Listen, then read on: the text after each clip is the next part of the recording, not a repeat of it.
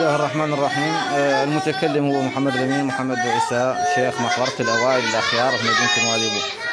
هذا الفيديو رانا موجه مباشرة إلى برنامج إنما نطعمكم لوجه الله، والسبب هو شفت فيهم من منافع المسلمين والبذل والإنفاق في سبيل الله، جزاهم الله خيرا وجعل ذلك في ميزان حسناتهم وأعانهم على فعل الخير.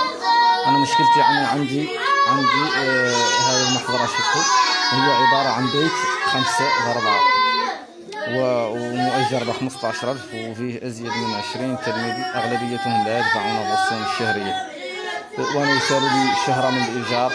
متعالج أنا في عيادة ويسالوني مبلغ كبير 150,000، وحقيقة ما أتيت نعرف ذا اللي معدل شنو هو.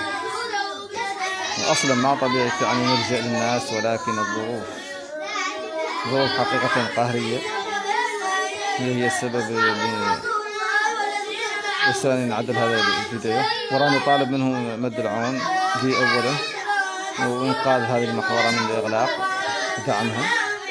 وهذا مولي عنده الأدلة، وحد مولي يبغي باش ما عندي مانع. وفقني الله وإياكم لما يحب ويرضى، جزاكم الله خيرا.